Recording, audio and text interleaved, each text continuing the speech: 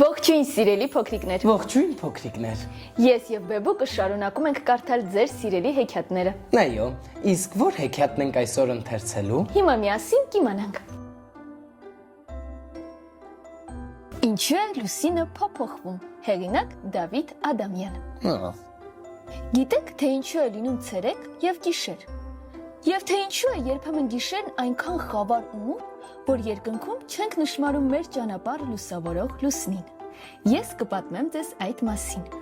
Շատ հազարամյակներ առաջ գիշերներ չէին լինում, օրերը չէին մթնում։ Աշխարհն այնքան հրաշալի էր մի պարզ պատճառով։ Երկնքում ապրում եւ թագավորում էին երկու հրաշագործներ՝ եղբայր եւ քույր Արևն ու Լուսինը։ Ամբողջ ցերեկ, իսկ դուք իհարկե հիշում եք, որ այն ժամանակ միշտ էլ ցերեկ էր։ Նրանք միասին սահում էին երկնի փայլուն կամարով, երկրի վրա տարածելով իրենց մեծ օրհնությունը։ Լուսինն արևի կրտսեր քույրն էր, աղջիկը մեծանում էր օրեցօր դառնալով ավելի չքնաղ։ Նրան լույսն այնքան շոյող էր ու մեղմ, որ երկրի բնակիչները նայում էին նրան ու հիանում։ Որքան սիրելի է նա։ Տեսեք ինչ կարմրաթուշիկն է։ Չէիք ցանկանա մի օր նրան տեսնել մենակ առանց իր ոսկեշող եղբոր։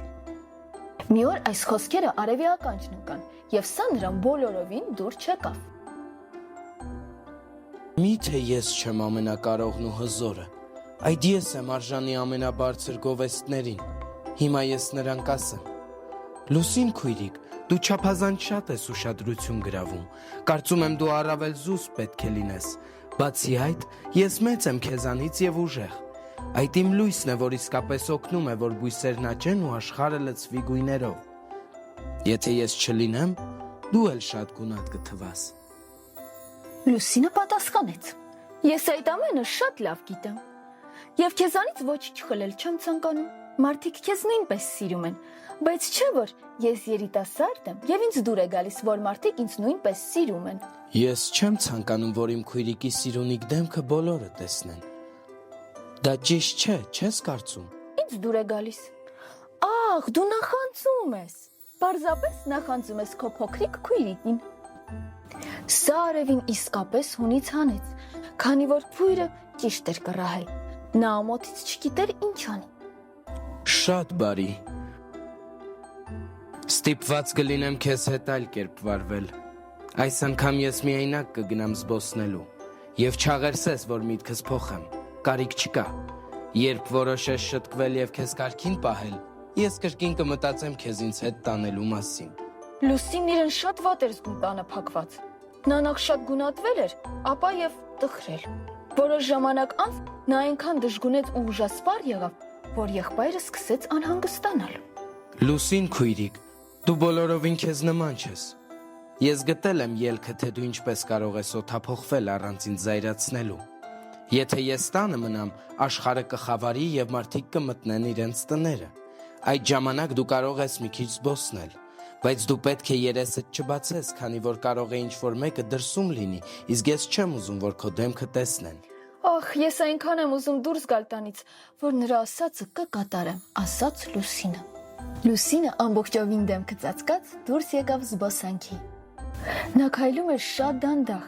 եւ նրա դեմքի քողը թույլ չէր տալիս, որ որևէ մեկը նկատեր նրան երկնքում։